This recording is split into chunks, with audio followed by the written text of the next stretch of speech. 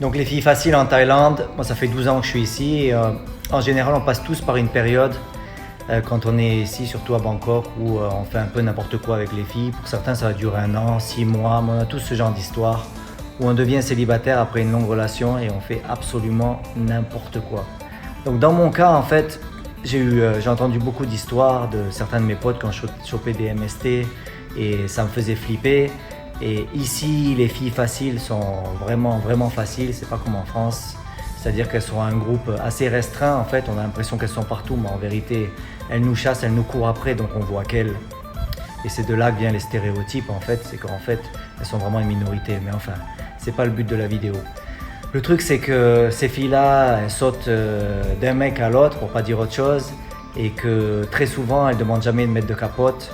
Et que très souvent les mecs ils se disent bon elle est belle et tout, ils se sentent en confiance et que très souvent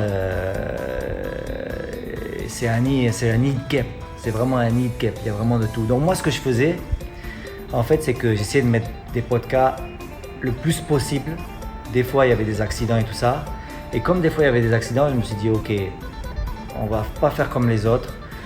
Comme je faisais du commerce international, c'était mon business, je faisais du télé-shopping, pour ceux qui voulaient savoir ce que je faisais avant. J'ai contacté une amie à moi qui était sales qui était vendeuse dans une des grosses usines à testeurs de MST. Et je lui ai demandé des boîtes de 200 pièces de testeurs en fait, de MST, comme celui-là, qui teste le sida 1 et 2, parce qu'il faut savoir que le sida, il y a 2 variants. La syphilis, hépatite B, hépatite C.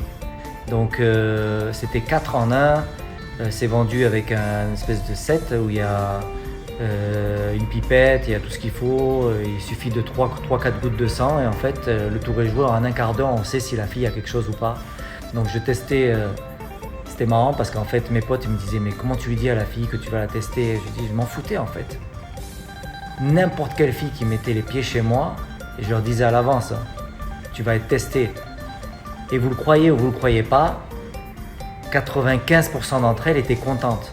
Parce qu'un test comme ça dans une pharmacie, dans une clinique, ça coûte 1500 bahts, c'est-à-dire 50 euros. Et elles sont contentes d'être testées gratuitement. Et à chaque fois, elles écrivaient leur nom et la date. Et elles prenaient une photo et elles étaient contentes de montrer la photo à tous les mecs derrière. Et des fois même, elles postaient sur les réseaux sociaux qu'elles étaient négatives et qu'elles n'avaient rien, quoi. Alors je faisais ça avec toutes les meufs, bon ça a duré 6 mois et les gens vont me demander alors est-ce qu'il y avait certaines de ces meufs qui avaient